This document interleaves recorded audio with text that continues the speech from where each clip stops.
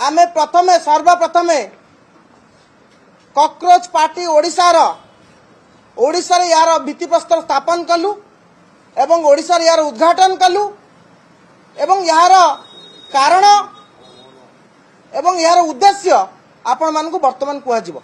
आपण माने जानिचंती 2024 मसियार जो पुलिस एसआई नोटिफिकेशन नैतिला 2026 होइगला तार परीक्षा तारीख स्थिर होई पारिला नाही।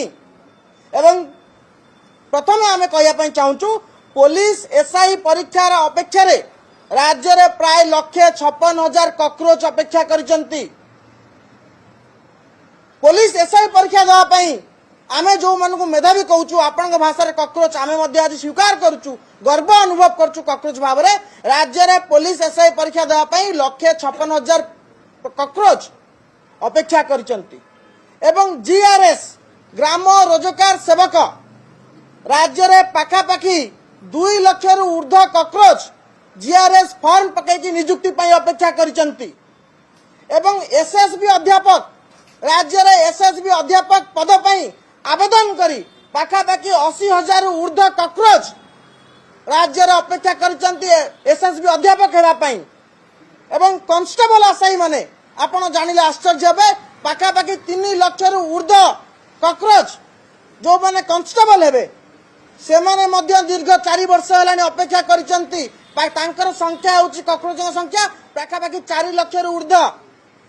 एवं एसओ सीजीएल पीओ डीओ एमती अनेक परीक्षा जहाँ दीर्घ 3 वर्ष भितरे बाहरी पारि नाही। 2 वर्षर सरकार सफल सरकार बोली आपण कहउचंती केतेबेले आंठौतिबा सरकार कहउचंती केतेबेले कहउचंती पिला सरकार।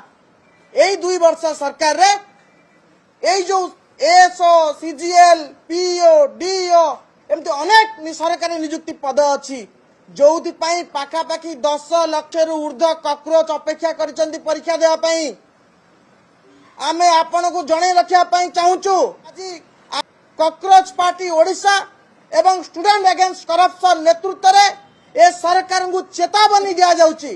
ए सरकार को चेताई दिया जाउची दुईटा जिनिस आइदर आपण नियुक्ति विज्ञप्ति बाहर करिवार तारीख घोषणा करंतु नचेत ए महा आंदोलन अपेक्षा जो कॉकरोच माने अछंती ओडिसा रे कॉकरोच मानक पई एक आंदोलन तारीख स्थिर करंतु।